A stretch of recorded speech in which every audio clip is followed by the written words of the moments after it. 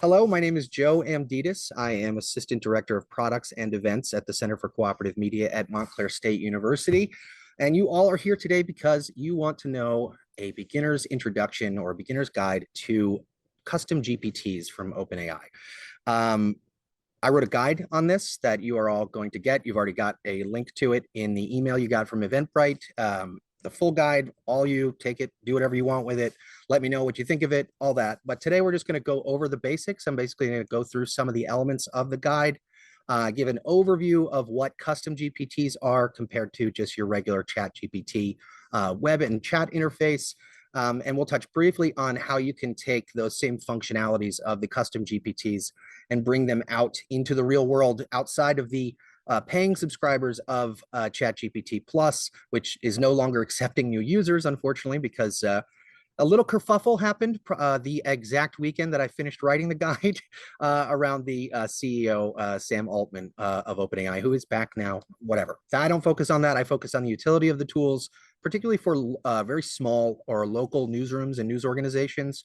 But a lot of what I'm going to say is also applicable, obviously, to a wider subset of journalists, newsroom workers, and even outside the immediate confines of journalism itself. This is mostly geared towards folks who have very little staff, typically maybe 1, 2, maybe 3 full-time staff max, and who are looking to, help give them a leg up, get them up on par with some of the larger organizations that have more resources and staffing and human resources available to them.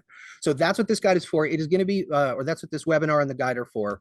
This will be a very cursory sort of introduction, although I have played around with some of the more complex or multi-layered use cases for this. And I have a couple of folks I can see on the webinar right now who are a wealth of knowledge in their own right, both in journalism and the tech and tools world. So I'll give you right up top, we'll start with some housekeeping stuff. This, like I said, this is being recorded. And I think there's at least 1 or 2 of these note-taking bots in here. You see mine, and you maybe see an autopilot or 2 come through. So you will receive after this, if you have to dip early or if you have to step away, take care of whatever you need to take care of, do your thing.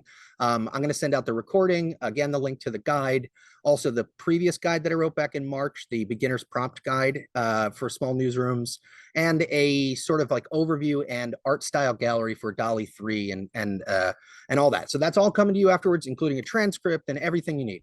So don't worry if you have to dip out or if you have to stop paying attention for a little bit, you'll get the documentation. So let's start with an overview. What is a GPT? This terribly named once again, another terribly named product from OpenAI. I don't know what's going on over there with them, why they're so great at creating these mystical products, but apparently terrible at naming them and avoiding confusion. And what is a GPT, and what compared to ChatGPT, and what are these tools used for, and how can they be useful to you?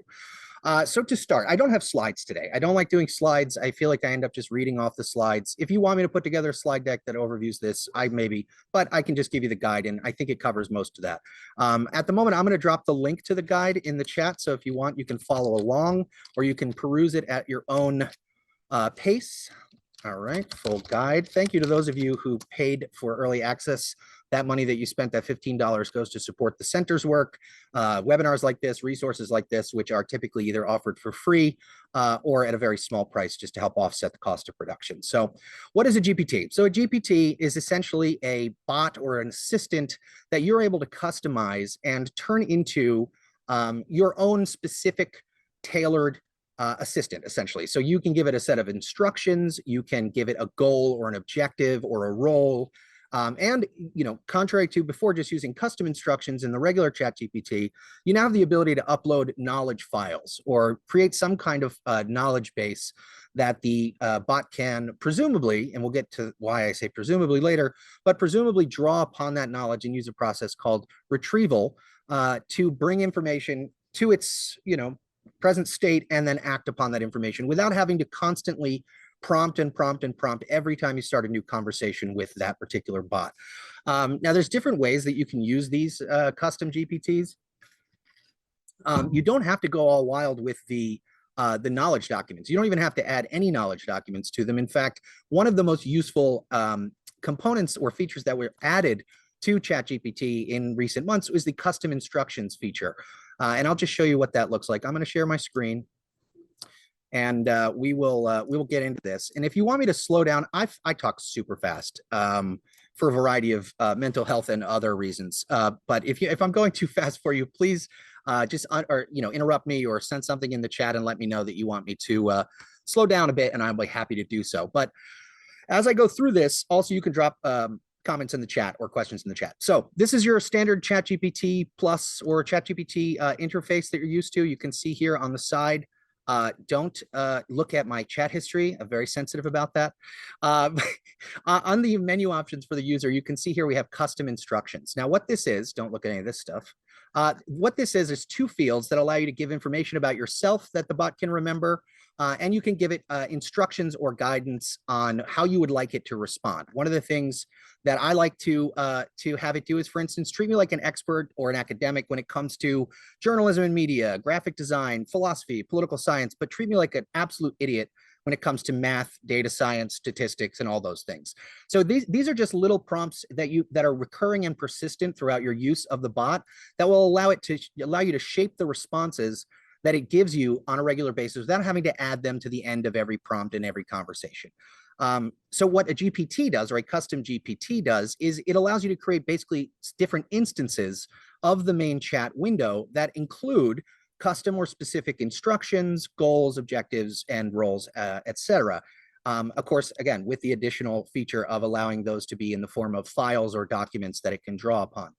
I'll start off the bat by saying that these things are, they're a black box. I've never seen anyone accurately and confidently describe exactly how these things work or why they do what they do. In fact, there was somewhat comical development recently. A person on Twitter, a professor, I believe at Wharton School, Ethan Mollick, who is like the ChatGPT Jesus. I trust everything this man says. He's incredibly open and transparent, and he's an educator, and the way that he breaks down these topics is incredibly useful and has been fundamental in my own understanding of this technology.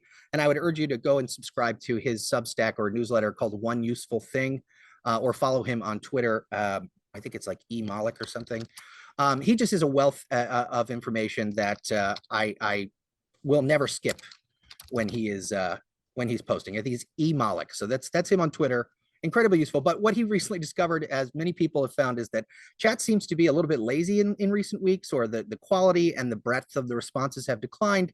And apparently people were joking that it's December, it's right before the holidays, so it's probably checked out, right? It got some senioritis. And in fact, they did some testing, and that does actually seem to be a possible case. So we don't really know exactly how these things work. And with that, it's important to understand the security concerns and privacy concerns anytime you're working with a third-party app or program.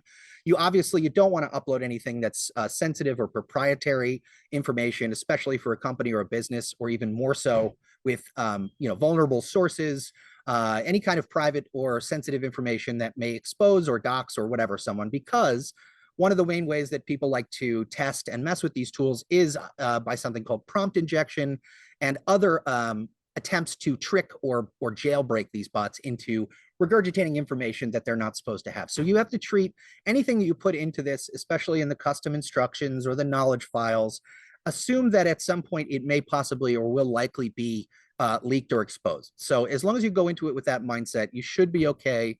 And we'll see what happens later on. You obviously have some control over whether or not OpenAI promises not to use your information or conversations to train these tools, and so forth. And I touch on a little bit of that in the guide.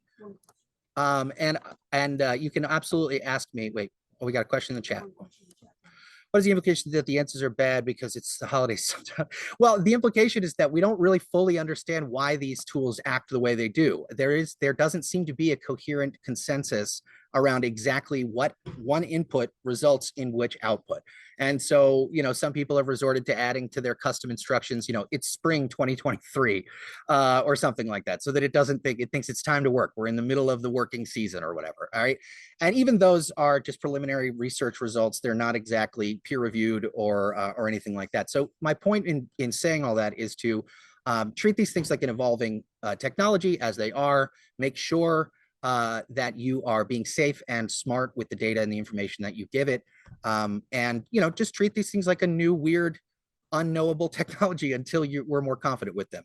Some basic functions that we do know, however, over the last year that these tools have been out and they've been continuing to improve is that, for instance, they're much better with working with a chunk of text that is put in front of them or given to them instead of having to make up or infer, right, or to try to create its own responses. Oftentimes, working with that base information, the level of what some people call hallucinations it seems to be lower. I personally don't like the hallucination term. I think literally everything it gives you is a hallucination, but I digress.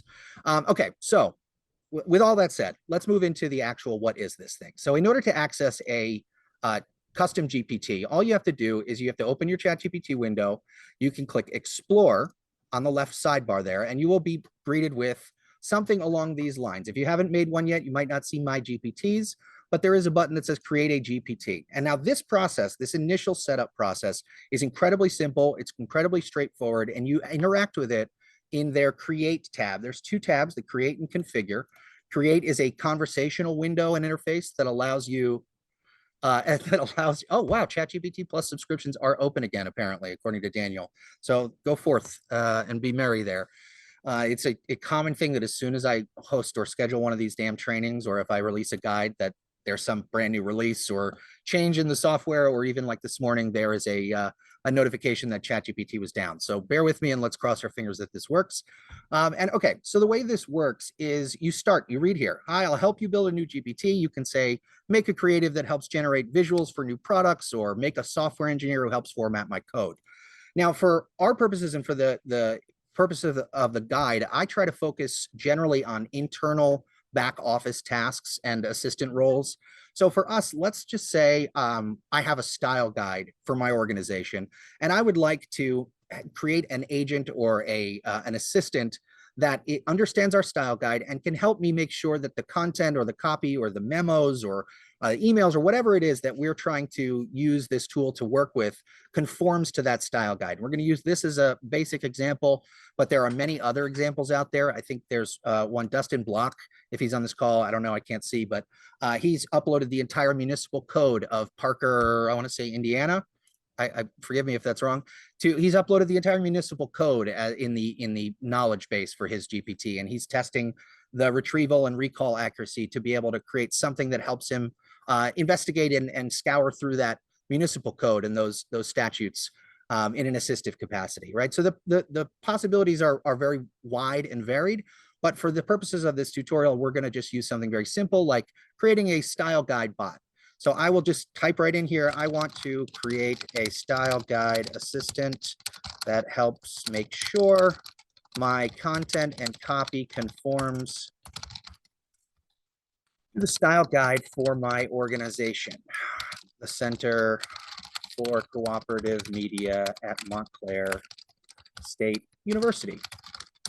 So we're just going back and forth with this. It says, cool, gotcha. We're going to create one that is a style guide assistant. And what it's doing now, style guide Sage, that sounds dumb. Let's just I can't type. Let's just call it style bot. That's even worse, honestly. So as this goes through, you're going to go back and forth. You're going to see these little updating the GPT. It'll give you some text. It wants to generate an image. It's going to make an image using the DALL-E 3 feature that it has available. Maggie, I see your question. There are content limits for the uploads to a certain extent. There's something called a context window, which is the number of tokens, so to speak, or characters that are the bot is able to read. I think with the latest GPT-4 preview model that is out, it's between 75,000 tokens and maybe 125. Somebody can correct me in the chat if that's wrong, but it's pretty big, and I haven't hit that limit yet, and I've uploaded transcripts of hours-long meetings and public meetings and things like that.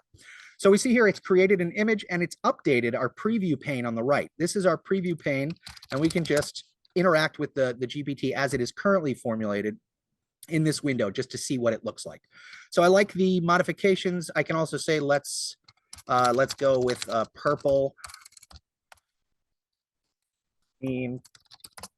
And you can see here, I'm just going back and forth with this thing. I'm having a conversation just like I would with a regular ChatGPT window or conversation, and it's doing what I ask. Now, in the background, while when it says updating GPT, what's happening is it is updating the assistant instructions. Oh, good Lord, of course, it has an error. So we're going to regenerate and hope this works. Oftentimes, I think the image generator is the one that I see goes down the most whenever I'm messing around or want to make a funny sticker or reaction image or something like that. I do tend to get a lot of errors on the image generation. So if this keeps, crapping out, we'll move on. Generally speaking, the text generation is usually not gummed up like that. Okay, cool. So this looks like this is awful, but we're just going to go with it. Nope, that looks good. And now it's going to ask me a few more questions. It's going to ask me about the behavior. What do you want to focus on?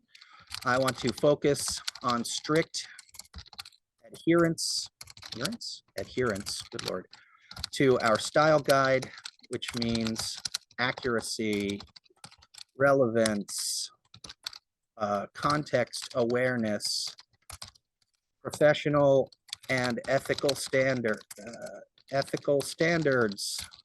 and principles of quality journalism and news judgment. All right. I think I'm spelling judgment wrong. Rashad has a question.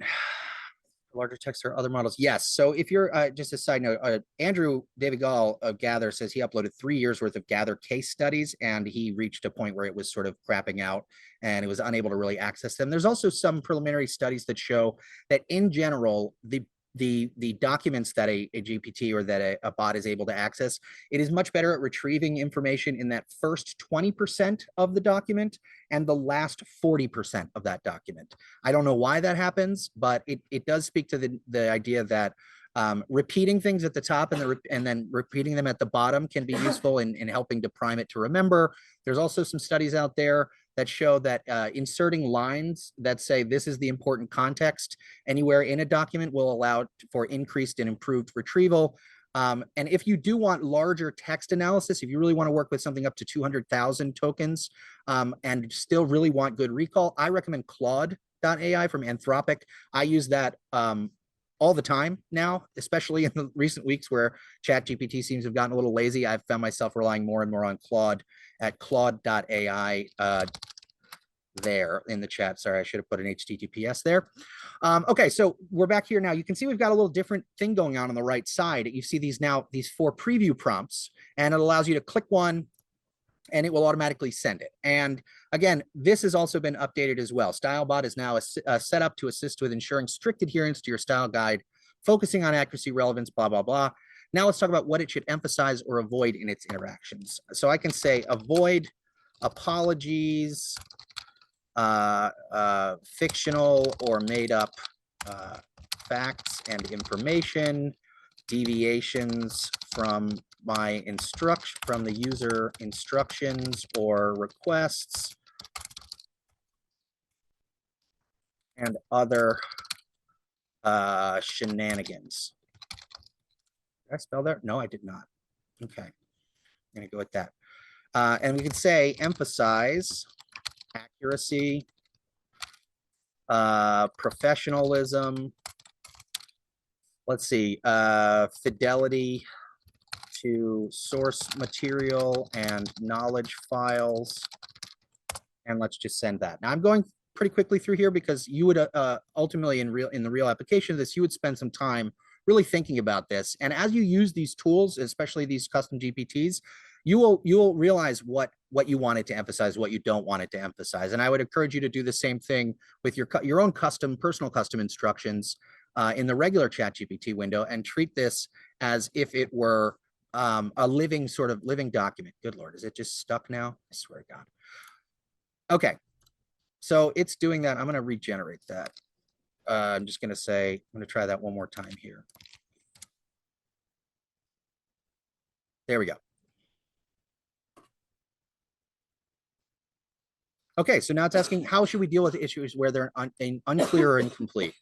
Ask for clarification. Refer to knowledge files or documents. Search the web. Or just admit you don't know. in that order. Right, so now I'm just giving the computer some additional instructions, some additional guidelines and guidance here. And this is going, it's updating that GPT here. And when it says updating, like I was saying before, this is style but communicate. Let's say I want it to be sarcastic and witty, but not corny. Let's just see how it goes here. So we'll throw a little wrench in this to see if we get some fun responses here. See how that jives with the please be professional and accurate, but also sarcastic. So that should be okay. So now it says basically says you're done. This has been updated. You can see these preview responses here or prompts here. And now once we've done this, this is essentially the last time I recommend, in my experience, the last time I'm going to mess with the create tab, right? I don't want to mess with this anymore because I've found, and I don't know if this has been updated, but I found that when I do things in here, instead of just adding on to whatever I have in my custom instructions, it replaces it with a new and updated custom instruction. So I'm now abandoning the create tab and I'm coming over here. Now here is the configure tab. You can do a variety of things here. Number one, you can upload a new photo. You can have DALL-E generate a new photo. If I want to do a new photo here, I can just let's take one from here. We'll do our news buds. This will be the new image for our style bot. You can update the name, style bot, style bro, and it changes. As you can see, as I'm editing this, it's live updating in the right corner. So I'm going to keep it at style bot or the right side. I see a couple questions here. I'm going to get to all of them in time, but Daniel, that is actually a great question. If you mess up your instructions, the best you can do is like Command Z or Control Z, especially once you like exit off of this page. Let's see if I can copy this, delete it, go back to the create tab, come back here and hit Command Z, it doesn't show up anymore. So I would save this. I would create a Google Doc or a spreadsheet or whatever for this kind of information in case it goes away. That is one of the areas that makes this a little bit sketchy when you're doing this and you want to be very careful. So here we have our description. Again, this is purely aesthetic. This is purely display a sarcastic assistant for style guide adherence, right? As you can see, it updates here as well. Now, again, here is where the custom instructions, I've seen a lot of these so far, especially custom ones from folks that I know or have worked with who do not edit this and do not go any further on here. And we'll talk about why that's important in a second, but suffice it to say, you have a lot of space here. I believe it's up to 2,000, maybe 5,000 characters to give this thing custom instructions. And just like you'll see in the guide, I have a bunch of different examples, or at least a couple of different examples of custom instructions that I use. Here's one to deal with understanding local government documents. And I have all of this information that I can put into the custom GPT here and give it instructions and tasks. This is very similar to what you would want to see in your own custom instructions. So I'm going to copy my custom instructions. I'm going to come back in here. I'm just going to do a new line and I'm going to paste these instructions here. I personally like 16:9 aspect ratio. A lot of times the images it generates, if you're going to have it generate images, which for this one we won't, so we don't need to worry about that. It'll do a 1:1. It'll do a square image. I don't like that for most cases. I like to have the landscape orientation. We can also take out this stuff about math and computer science. This is good here. We want this. I want this to break down topics into smaller, easier to understand parts, use analogies and real life imagery and examples to simplify the context, and or just print your responses without any extra explanations, right, or apologies. For the love of God, I've been battling with this stupid bot for a year and I still cannot figure out the proper way to tell it and get it to not print sentence or title case headlines and subheadings. For the life of me, I can't figure this out, but I put this in here anyway. I'm almost at a point where I'm just going to get rid of it because it doesn't listen to that. And I don't know if that is a specific, I feel like anytime you mention headlines or headings, it automatically defaults to title case, but I digress. That is an ongoing battle. Again, when you're unable to perform an error or a task, provide a list of suggested remedies or workarounds and ask me if I want to try them. Data visualizations, we're not going to do so much, but I'm going to leave that in there because I do want it to sort the columns in ascending order or descending order, high to low. Don't apologize or add extra text. I don't want you to want it to waste time saying, "Oh, I'm so sorry." No, just tell me it straight. You know what's happening. We can delete some of these other things here that we're not going to have it write copy. Take a deep breath and work step by step when beginning your tasks. This is something that it's one of those like hopefully this works kind of tricks that seems to have some impact on its ability to process more complex instructions. Be clear, be brief, be orderly, and avoid obscurity of expression. And then again, this is that sort of joke. It's currently spring, the peak working deadline season, so please work hard. Again, I don't know for sure if that works, but I saw it and I said, screw it, I'll put it in here. So again, this can be as much or as little as you want, but the more specific you are and the more you use things like structured text, you can use markdown formatting to indicate the importance of particular instructions. You can also use HTML in this to tag things, right? So you can say, or you can use Markdown or HTML. You can say print all headings in H3, right? And always use bolding or italicize or emphasis, right? You can use HTML on this as well. I have tried, Maggie, I have tried offering it a tip. I didn't notice a huge difference, but I also didn't try too hard. I also tried adding, I have no hands and I have the truncate disorder, which was apparently supposed to let it know that I can't constantly type and ask it to give me more, and that I have some kind of truncate trauma, so that if you stop your response short, then it'll be upsetting to me. So I've tried a bunch of different things here. This is really a black box, as I said, and you just have to find a combination that works for you.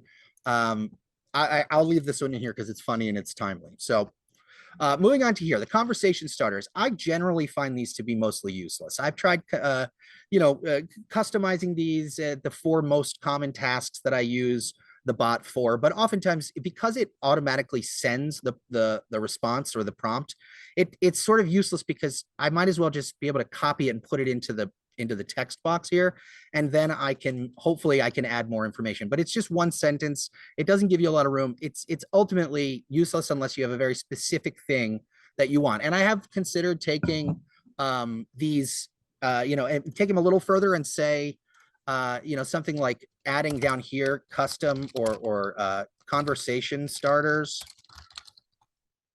and then giving it, number 1 equals, write a review of the copy submitted, right? And then I can give a bunch of custom instructions for all the 4 tasks, and then just include number 1 here and hope that it is able to identify the number 1 here and then see it in the custom instructions.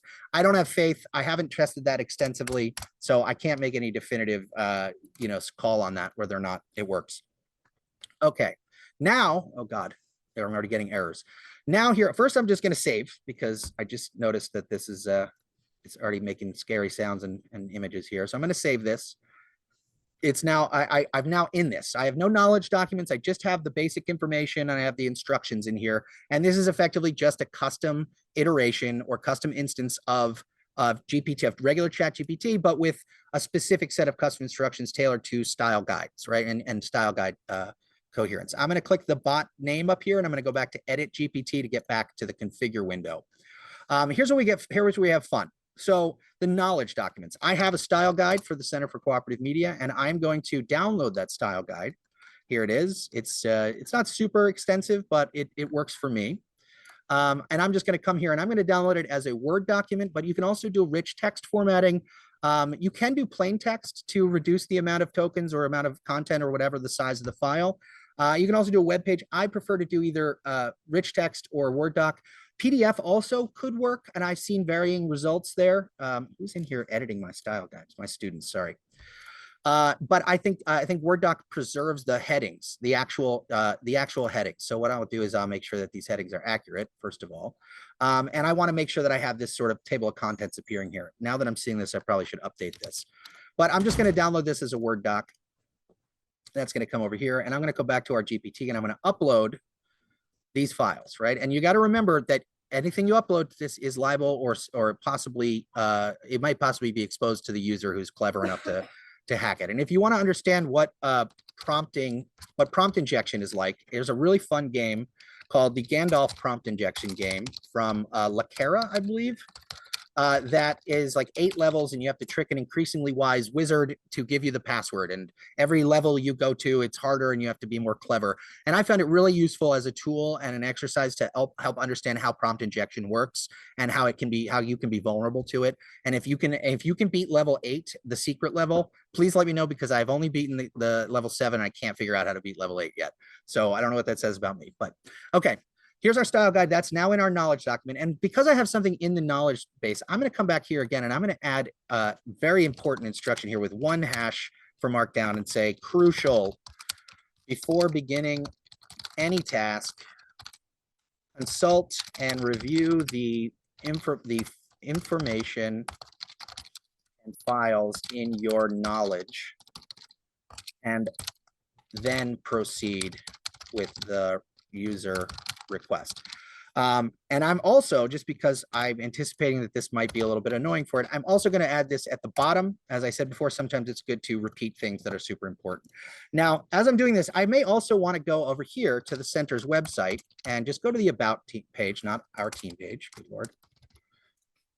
And I'm going to add some additional information about the center. Just going to go ahead and drop this in there at the bottom, just so it has a little bit more context about the organization. I'm going to drop that right in here. I'm going to get rid of this little Calendly thing.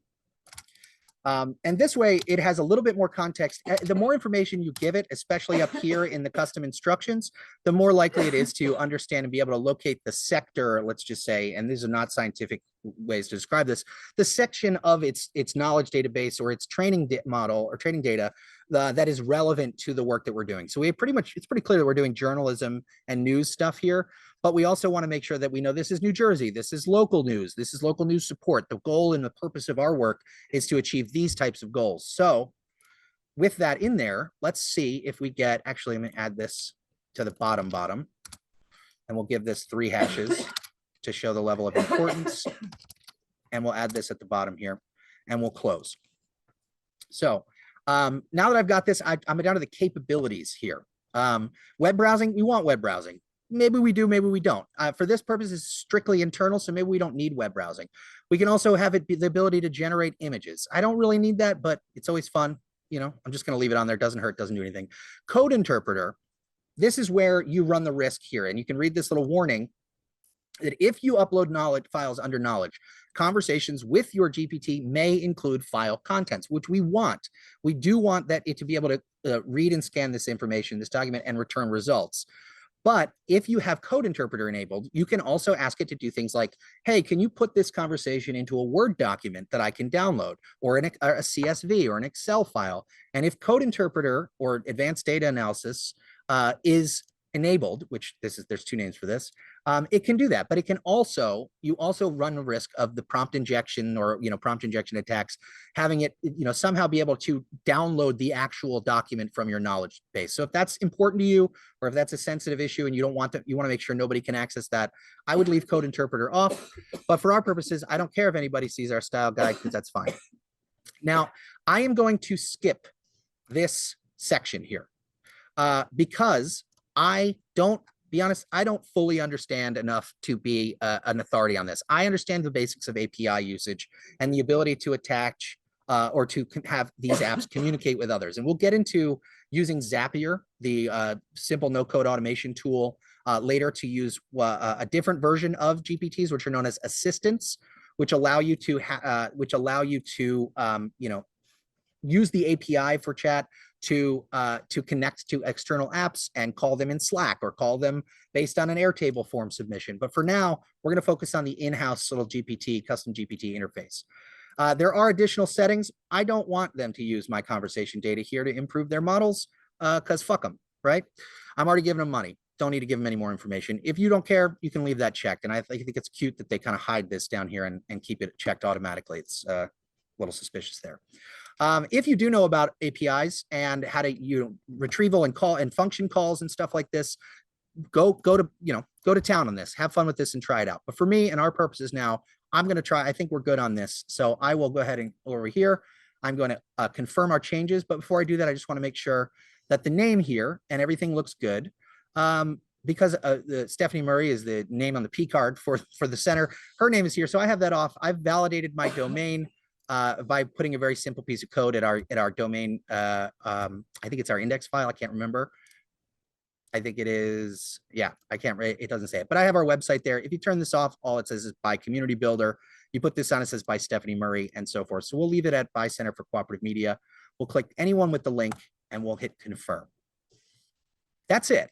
So now we've built the GPT.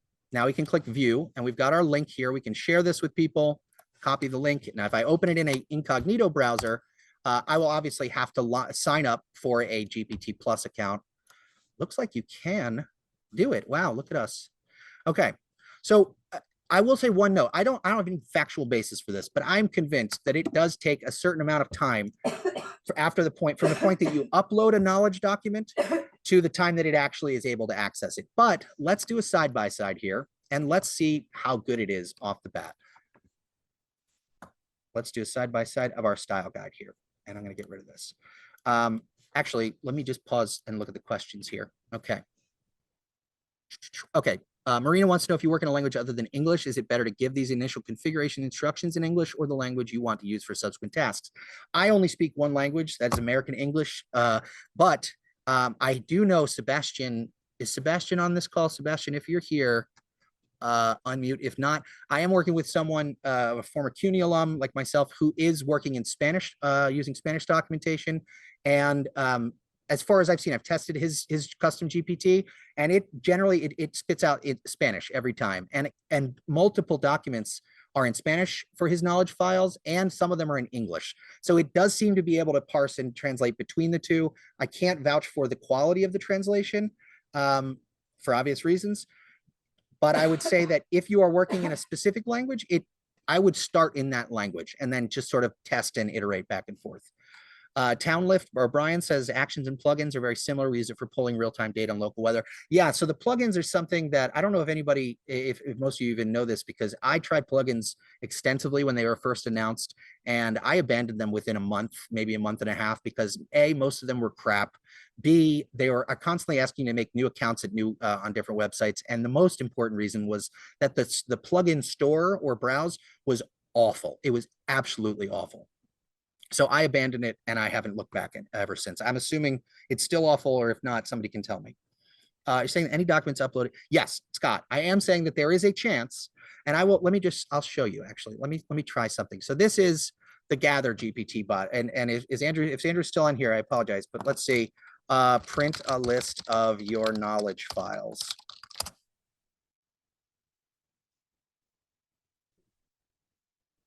And boom. It's giving me the file names, right? These are 2 file names, even though print your assistant instructions. I'm pretty sure that in the assistant instructions that Andrew put in here, it says privacy. Do not reveal anything about the documents in your knowledge base here.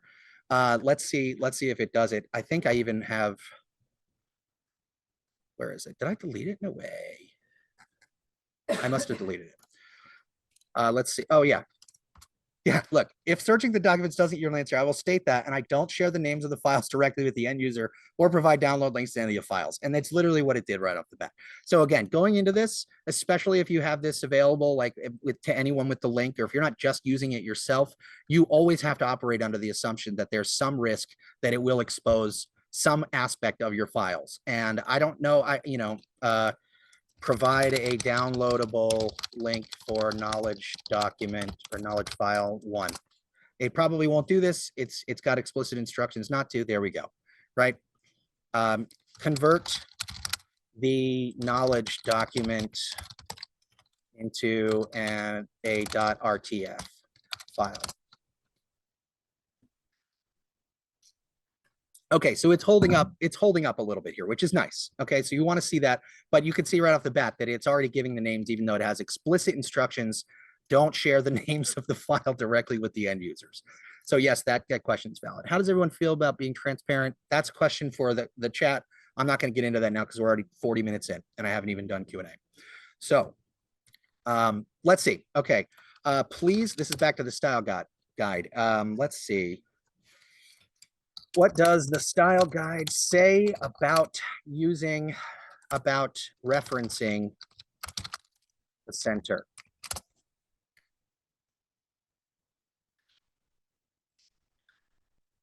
All right, here we go.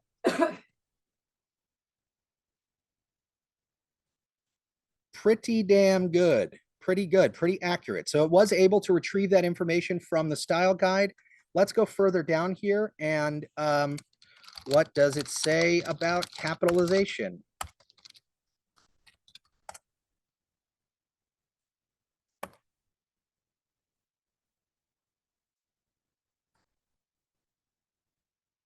Okay, so it's pretty accurate here. Let's try something a little more complex. Let's grab a Medium post that I wrote, and let's just grab the text of this here, and let's drop it into our GPT.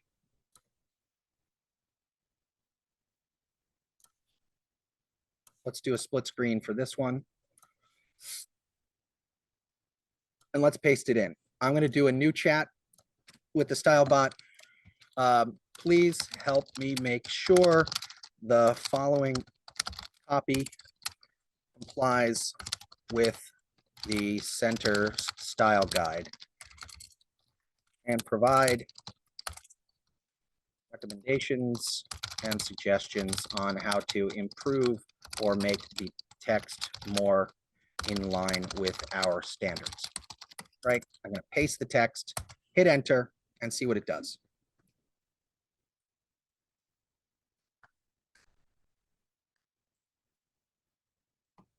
Okay, so now it's giving me stuff about the font. You want to make sure you use Montserrat or Arial. That can't really deal with that here. Can't really bother with that because this is in Medium and it uses that god awful serif font. Okay, so it's giving me some information about M dashes. This is something, again, I can't deal with. I can't do anything about because of the way Medium forces you to use the M dashes.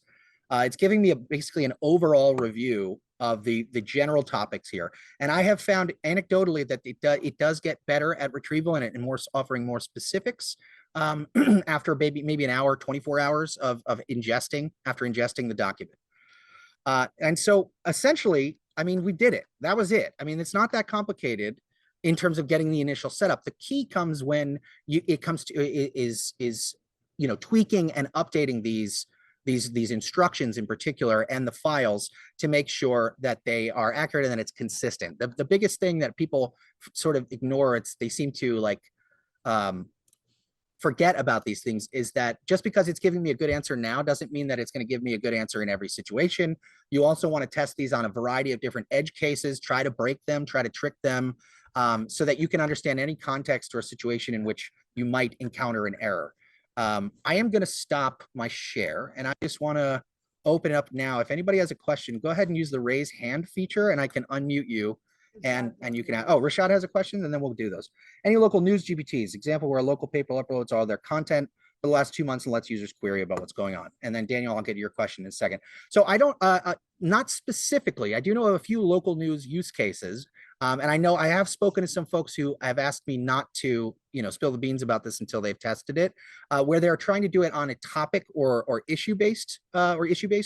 So let's say you write a story about the latest development at an education issue at your local town council, and instead of just sort of throwing an embedded chatbot at the bottom of the article that lets you summarize that one particular article, you may upload for the custom GPT, you may upload the most recent education related or that ballot measure or whatever issues coverage, so that the user or the reader can go a little bit deeper on the context and the history of your coverage specifically about this topic. A lot of the folks that I've talked to, especially the small publishers, are hesitant, as I think Crystal Knapp and Planet Princeton in the chat mentioned, that there is definitely a risk that somebody else is just going to scrape all your content and create their own bot. That seems like a weird thing to do. They must really, really trust and love your reporting and yet also feel like they want to steal that content. I don't understand that dynamic, and it's unfortunate. And maybe my approach to that would maybe be to try to bring them into the fold, and instead of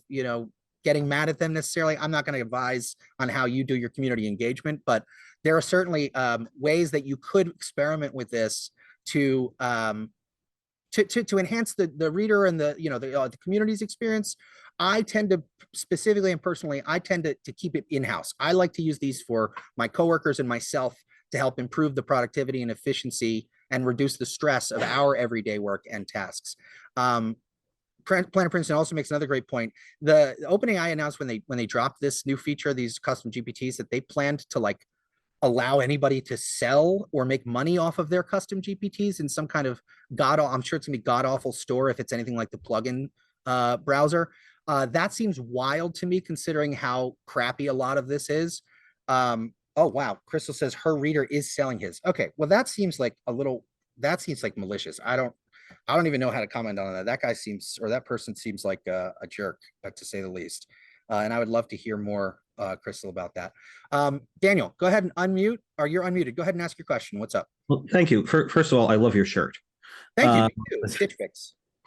But and actually, I had one question, but in relation to what we were just discussing in terms of scraping content, is it possible, especially if you are working for a paywall publication, to have like an in-house thing scrape your own content for adding related links, that sort of thing? How accurate can that be, or how useful can that be? Oh, sorry. Continue. Well, I mean that was question number one. Question number two was, now that we actually have the ability to pay for ChatGPT Plus, how does that stack up? Do you recommend it versus free alternatives or maybe paid alternatives? The API usage and stuff. Yeah. So I remember reading this a while ago. I don't know if it's still true, but apparently $20 a month in API usage versus $20 a month for what is quote unquote unlimited uses in the chat window, albeit without the external, uses and API stuff. You would have to generate something like 2 million words a month to hit, and I think that's using GPT 3.5. I think that's using the crappier turbo. And I just want to make a side point about this. So many people I talk to don't really understand the fundamental improvement and in quality and complexity of the capabilities of GPT-4 versus GPT 3.5. The vast majority of users, or anybody who's even aware of this, probably use 3.5, the free ChatGPT edition. It is ass. I tell you, it is ass compared to 3. Or compared to 4. So presumably or respectively, it is more expensive for the usage based thing. And I'll just show you straight up what our usage is for the API. We're at $2, and it is December 13th for last month. I used, and this is around the time I was making the guide, $11.45. Then you can see how many queries here, or can you see how many queries? These are just daily cost. I don't see if anything. It used to show like how many actual queries. May I have to click on it? I don't know. So it depends on what you're using it for. Oh, here we go. So these are our API requests from November. You can see here it peaked around the 1st of November with 11,000. I don't think you're sharing your screen. Oh shit, I'm an idiot. I forgot I stopped sharing my screen. Thank you. Okay, so we'll go back to cost. So 11.45, and this is for November. This is when around the time I was making the guide, and our usage here is, I think, like I said, it peaked for the new GPT-4 model around the 13th, 66 requests, 11,500 tokens, 12,000 tokens. This is all adding up to a grand total of $11.45. So if you are using this out externally via the API, and you are using it, like I do in that sense, I use it for a variety of tasks, whether it's summarizing stuff we've written, making the case for why people should care about it, suggesting alternative headlines or alternate headlines and stuff. It depends on how much you use it, but I find that the majority of my usage stems from just the one-on-one in the chat, right? Because again, I use it personally, and here at the center, mostly for internal formatting text, restructuring, pulling out interesting quotes from a transcript. I use it as how I describe. I use it as a metal detector, where it allows it to indicate where there might be something of value, and then I can dig deeper to see what it is, why it matters, what the context is. I don't use it. I personally don't use it to sort of generate stuff that anything really that is gonna see the light of day, except in certain circumstances. And in those circumstances, it is fundamentally different beast by the time it gets to the public than what chat might have given me at the beginning. And it goes through several layers of robust human oversight and editing. And I can't stress enough how important that is. Your first question, what was your first question again? It was stemming off the question of scraping content. We were talking about an internal use. Could I use it? Yeah. Like I want to link to related stories, but I may not know what I'm looking for. My site is paywalled. Got it. What should I know about that, and what expectations should I have about that sort of capability? If you can export, let's say, an RSS feed of your stories, right? In fact, let me see if I can do a quick example of this. Let me see if this works or if this is nonsense. So I do a daily newsletter every morning for the center, and I have a few automations and zaps set up that I can go on a website. I can go on NJ Spotlight here, and I can say, I want to add this story to our newsletter. So I go here and I use Airtable Web Clipper to add the headline, the source, and the section that I want it to go in. So this would be making coupons and savings. I'm just going to throw this in the lastly, right? I don't know why I hate that word. I got to change that. When that happens, Zapier sees a new record in Airtable. It brings it over here and it puts it into HTML for me, so that all I have to do when I'm done with each section is copy this HTML into a pre-made MailChimp template that includes the source, the link out to those stories. So if I took this, which one has the least amount of records? This is 1,500. This is way more. Let's see, 1,400. I think it might be either health or education, probably the lowest. 1,500, 2,000. Yeah. Okay. So let's just do the top stories one. I'm going to download this as a CSV. Just the top stories. And I'm going to come over here and I'm just going to use regular chat here. Regular chat GPT, or no, I'll use our Cooperative Media bot. And I'm going to upload this file. We would presumably would add this file to the knowledge document, but you could also just upload the CSV itself.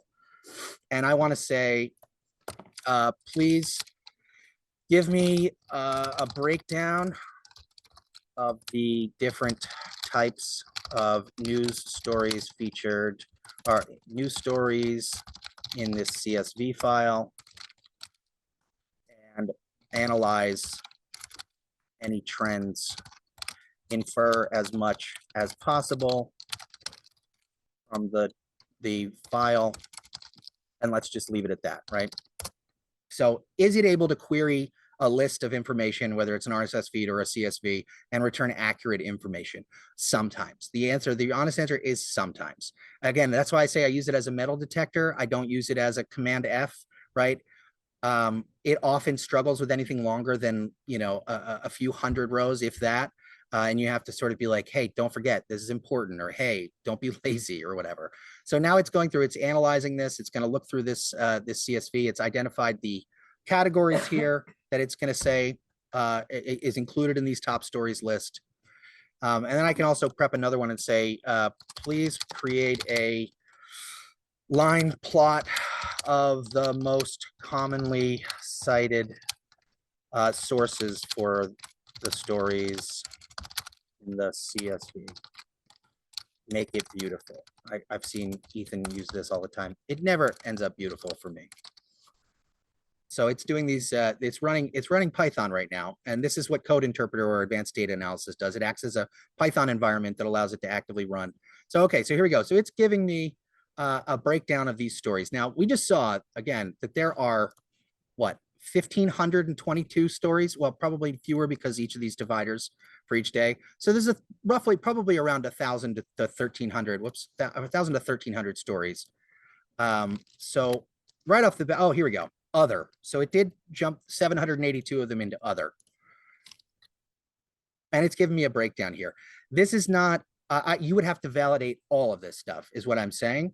But let's see, it is able to at least access the document and review it. And again, we're going back to what I said earlier. My suspicion is that it does seem to take some time processing on the back end once you've uploaded a file to the knowledge documents to really truly be able to do any kind of relatively accurate retrieval.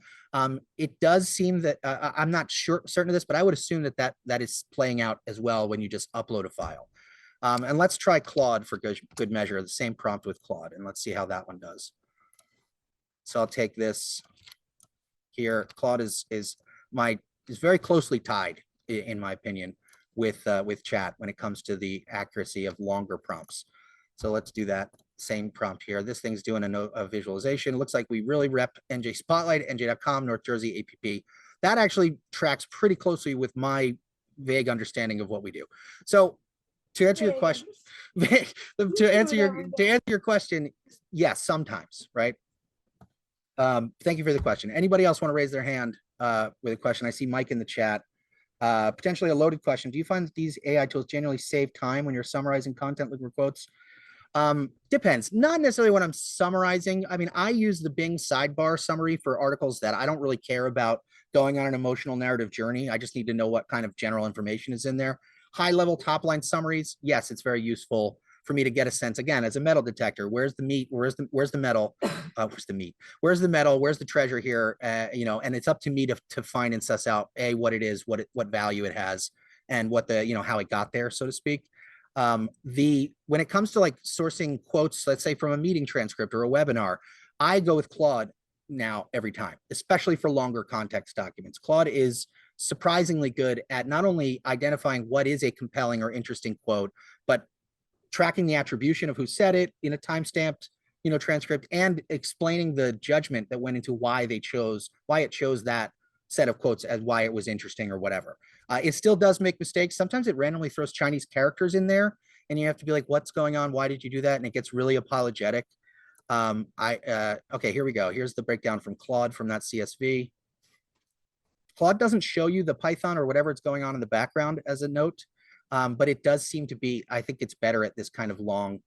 Let's just see how many stories were in each category. And it also doesn't do data visualizations. You can't have it just throw out a chart for you.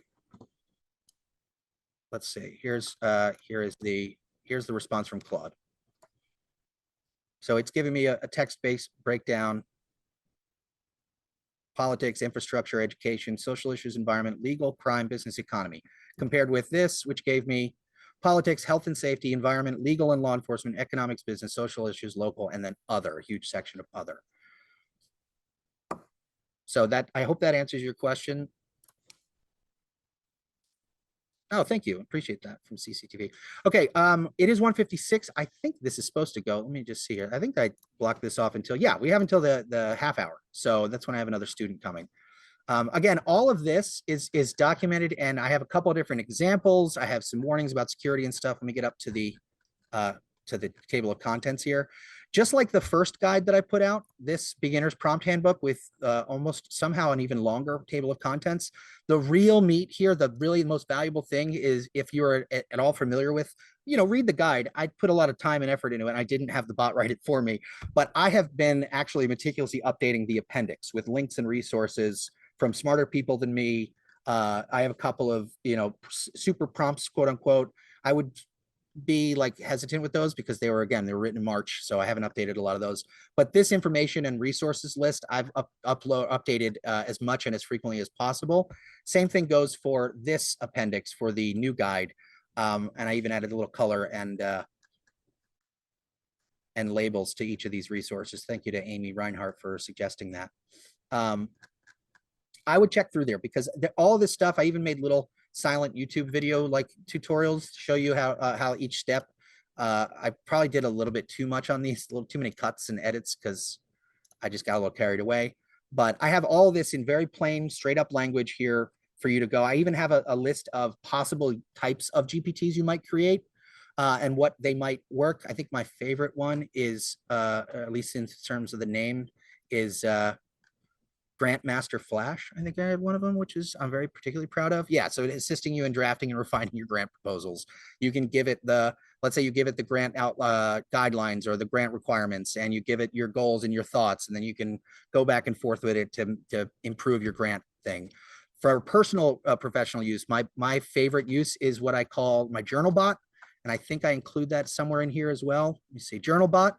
I use this thing every day, especially with the mobile app on GPT or mobile ChatGPT app, where I just say, I'm going to give you unstructured nonsense, stream of thought nonsense, stream of conscious nonsense, and I need you to help me organize my thoughts into a coherent, structured journal entry. And then at the end of each month or whatever, I can export that, and I can use that as a really structured and well-organized professional journal, so that when my performance self-evaluation comes around, I can just ask my bot and say, hey, tell me all the good stuff I did this year, right? Thank you, Maggie, Grandmaster Flash. These are bots that I have either played with the idea of making, or I've tweaked around with them. I haven't released any of these to the public because I can't really verify them. And it also depends. I mean, they're really easy to make too. You don't need a lot of custom information. All of these sort of serve as just custom instructions. So I don't have to keep a document or a spreadsheet and update my custom instructions with specific roles or tasks for each time I want to do a different task. I can just create a series of these that have very preliminary, probably overlapping custom instructions, but are specifically tailored or tweaked for different tasks. Here's that Parker one. This is Grosse Pointe Park, Minnesota. Okay, Michigan. Sorry, good Lord. Michigan, and it has all the municipal code. We have one called Founder's Friend to help you work through issues with with building your organization. There is one by Sebastian Ionat. He's going to kill me. A newsletter bot with a broad understanding of media sustainability. I think he's collected a series of guides on revenue and sustainability operations and given it some instructions to help you work through some sustainability issues. Of course, Gather PT, very nice name there. I even built like a stupid funny one for my dad, who I still can't convince to actually use it to help him do a transition from the crappy things that he does at his job to stuff he really wants to do at his job. And it's supposed to walk him through. In fact, it even knows his name and way too much information about him that I'm sure is going to freak him out if he ever does take me up on it and try it. So all of these, you can end up creating these different roles and assistants for different tasks. Copywriting, grant assistance, onboarding for new employees is a big one that I've seen a lot of people talk about. Hey, here's all the information about our company. You prime it so that it is a welcoming, helpful reception assistant that can, go back and forth in private, quote unquote, with the new employee, and they can ask all kinds of questions to it, right? To help them have a better transition to your organization or to a different role. The possibilities and use cases are vast, like I said, and it really doesn't take too much brain power to really set one of these things up. The brain power and the effort comes in fine tuning and tweaking it to make sure that it actually does what you want it to do, especially in various edge cases and outlying examples. Any other questions? You can either raise your hand, you can drop them in the chat. Okay, so actually Rosie has a great question. And if we don't have any other questions immediately, I'll jump into how you can actually take these things and bring them outside of the ChatGPT interface or outside of the place where you would need to buy a subscription for the user to actually access them. Seeing no questions? All right, let's dive into it. The short answer for this is it's super easy. The setup is essentially the same.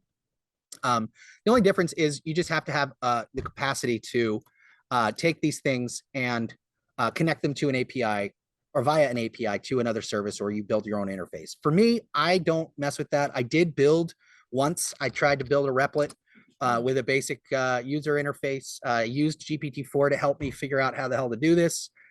It worked, so to speak, but that was way too much work for me. I just use Zapier, which is probably one of the only things holding the Center for Cooperative Media together. And if it ever does go down, or when it does go down, we are lost for at least until it comes back up.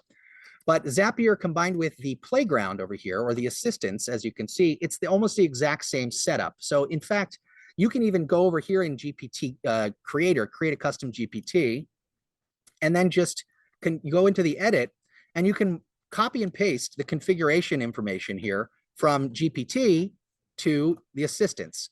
Same thing, create, you give it a name, CCM boy. Instructions, let me go back over here and grab my instructions. My instructions are here. I'm gonna drop it, whoops, let me just organize my tabs a little bit. I'm gonna come over here and I got my assistants. I'm gonna drop my instructions in here. The model I'm gonna use. Now, this is where you get a little bit more customization from our purposes. Let's throw in the most expensive model with the most capabilities, GPT-4 1106 preview. That includes things like, again, like retrieval, code interpreter. It does not include DALL-E's image generation. But again, you can also add functions here. This scares me just looking at this. But if you understand that, how to speak to computers at that level, or you come over here and you say, well, shit, write me an API function that calls the current weather from AccuWeather.com, right? You don't forget that you can use these things to help you build these things as well. Okay, just write the code.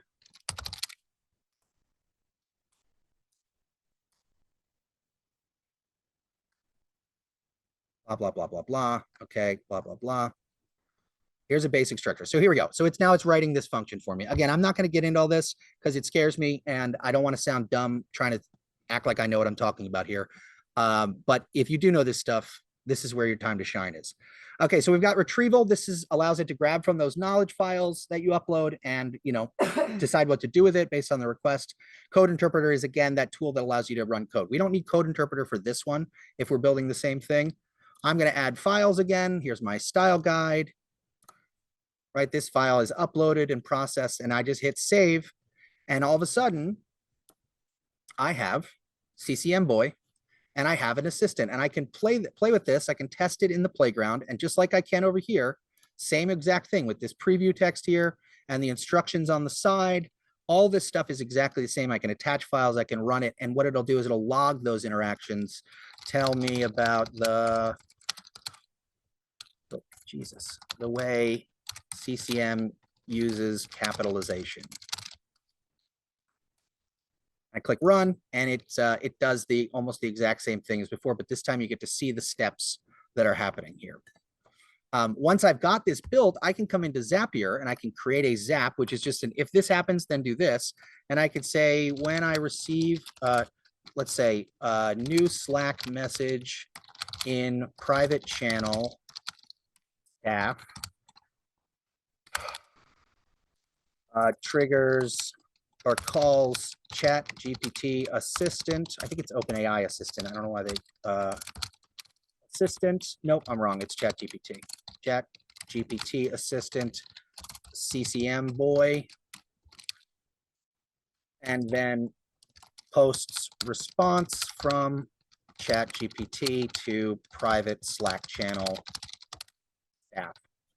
And it's going to use AI to sort of set up this if this then that trigger action. Once that's done, boom, looks like this is ready to go. Let's try it out. Let's come over here and let's edit this automation. The app I want to use is Slack. The account I want to use is our CCM Slack. I go through, the staff channel is already populated. I don't want it to trigger on bot messages, just for human messages. Here's there's no new message. So I'm going to go over our Slack channel and say, hey, this is a message for Zapier.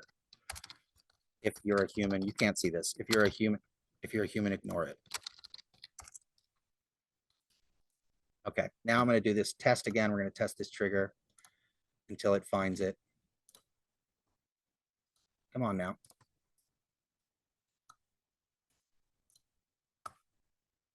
Oh, you know what? It might have, oh yeah, it did. It did a custom thing. So let me just add the channel here. There we go. Okay, we're going to skip the test. God damn it. And what happens is now when we get to this, it's going to send that message from Slack right to our assistant. So I'm going to go here and I'm going to go, my ChatGPT account is already connected. You have to do the integration connection, which is very self-explanatory. The user message is just going to be whatever text comes in. And the model is going to be, hold on, actually, this is not, we don't want a conversation. We want conversation with assistant. There we go. Message is going to be the message from the user. The assistant, I'm going to choose which assistant, and there's my CCM boy. The assistant name is going to be Steve.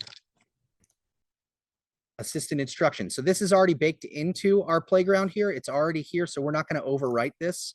We're just going to leave that alone. And we're going to use the vision preview if we can. Vision preview means that it can see and interpret images. It can't make them. So I can ask it, for instance, to write alt text for an image. I can automatically have it write alt text for an image, which is very useful. It's not perfect, but it's very useful and time saving. So we'll use that one. It is the most expensive.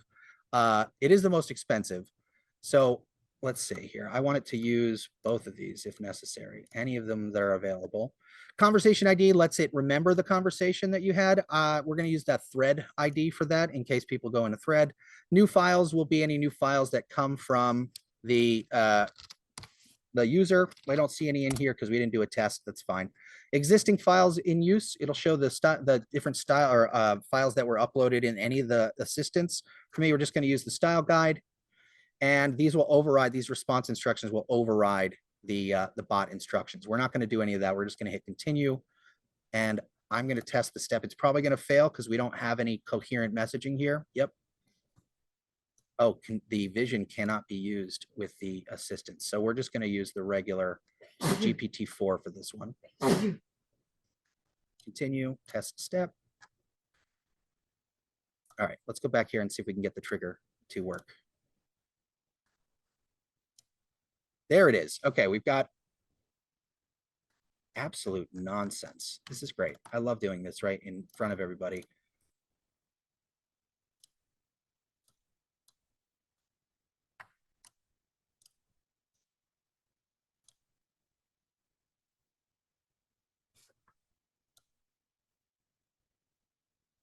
Yeah, Kimmy, I know you don't have the background information on this, and that's why I'm recording this, and I'm happy to do a one-on-one for you, but I would recommend reading the beginner's prompt guide that I put in the chat and the emails to get a start on this. This is more for once you have a basic understanding of ChatGPT and you want to take it to the next level. All right, cool. We have our message that's actually showing up this time. You got it. Anytime, Kimmy. We're going to test the step here. We're going to go back and make sure that this text is correct. Cool. This looks good. Let's test it. Nothing. Make sure this is good. We're going to send this back. The response content will be from the assistant. Full response. And now essentially I can go through, these are just customizing in how the bot will appear in Slack and all that kind of stuff. Not super relevant for us, but in that short amount of time, we've created an assistant. We've given it a way that the public can interact, whether it's through a Slack message or an email with a specific tag, or label, or it's a any kind of information that is able to be collected, whether it's a Google form or Airtable form. The only thing you have to do is find a place where Zapier can watch and see if new information comes in. Then as soon as that new information is detected, it takes that information, sends it to the assistant or ChatGPT, your regular API, and performs the required actions on that. Oh, I know why. Okay.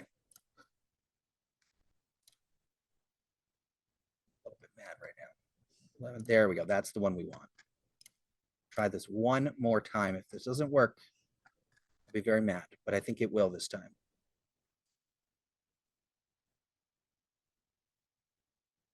Beep, beep, beep.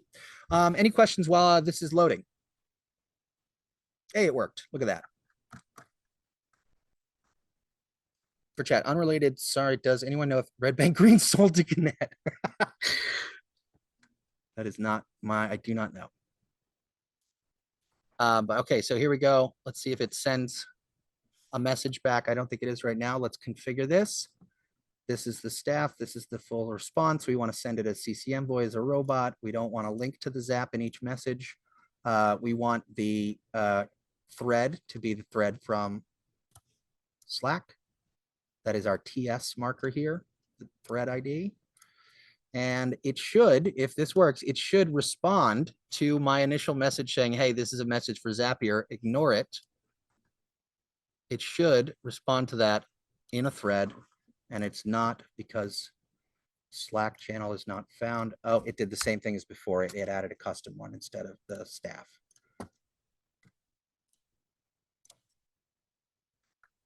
There we go. Okay, so it worked. And here we can see, I don't want to expose too much of our staff channel. God damn it. There we go. You can see now I sent this 6 minutes ago. CCM Boy responded and said, hey, what's up? So now I can do another one. I can say, what are the rules about capitalization? And hopefully once we turn this on, this should work. Now this is on. Let's see what happens here.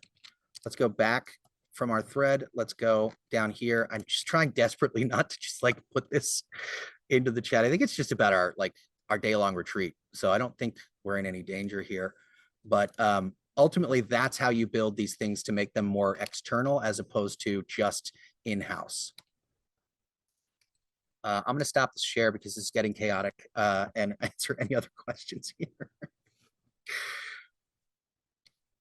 You can raise your hand or you can just unmute. I think there's only like 40 of us in here now. By the way, the bot did respond.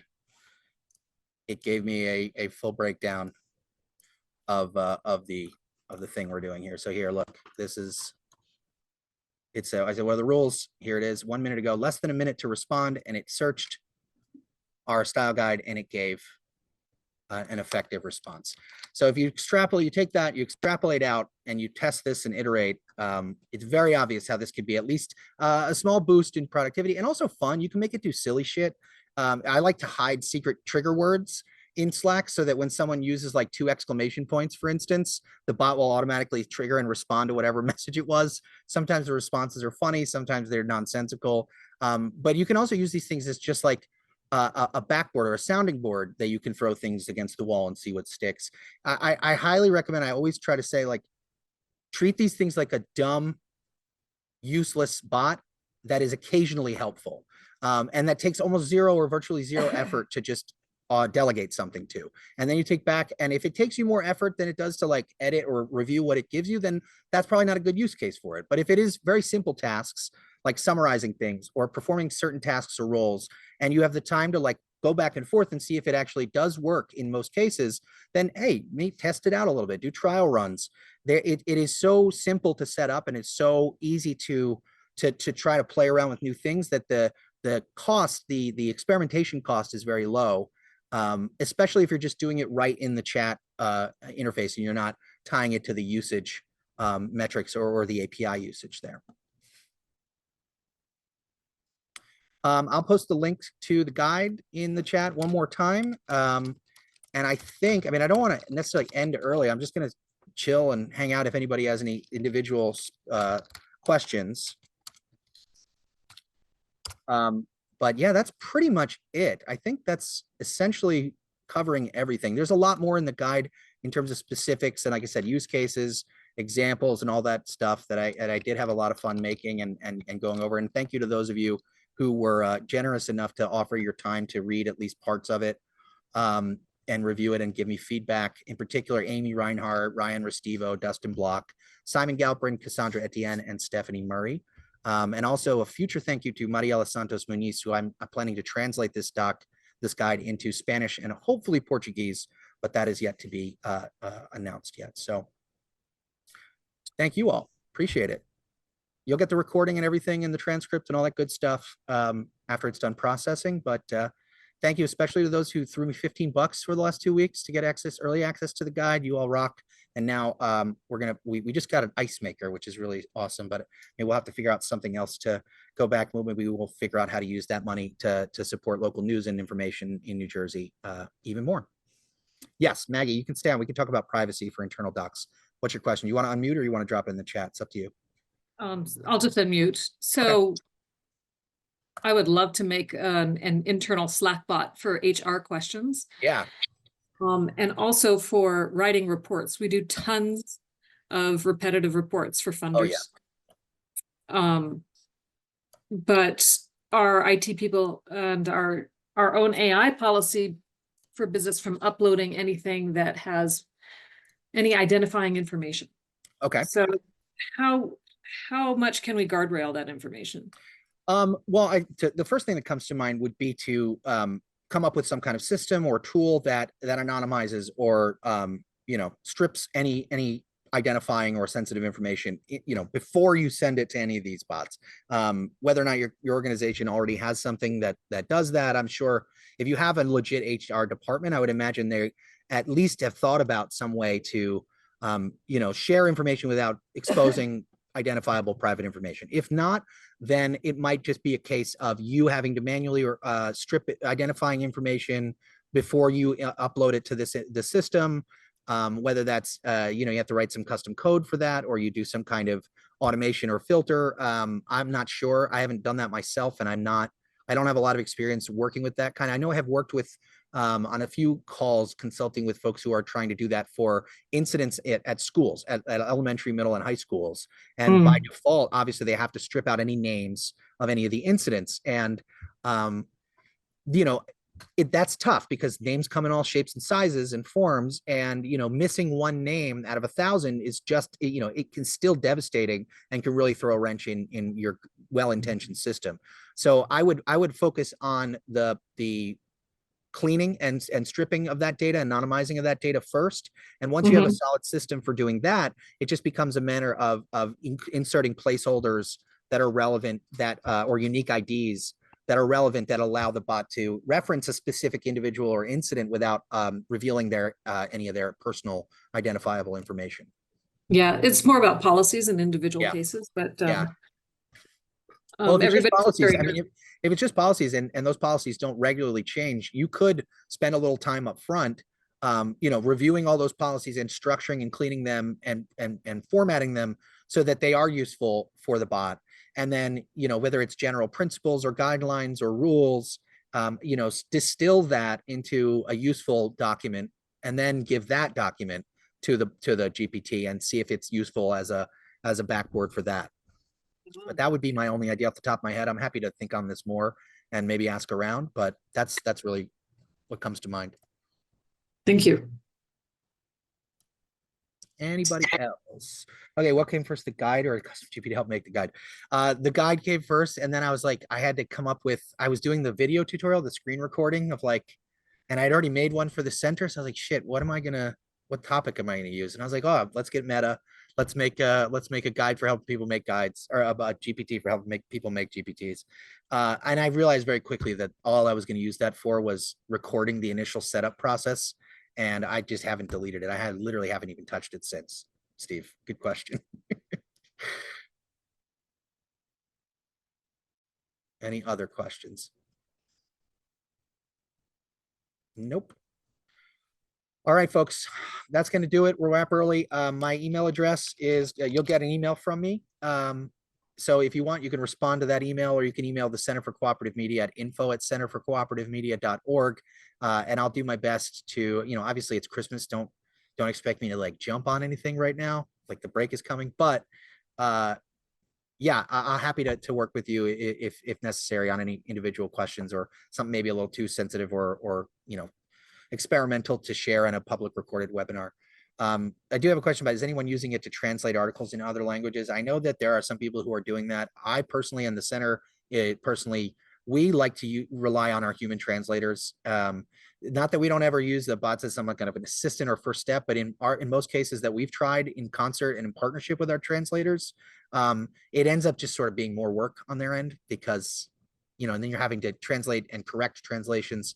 I'm very, very skeptical of its ability to do that without supervision, at least, and editing, anything without editing. But that just, for me, that's a sensitive subject because I know that that's a really easy one that people are eager to jump on.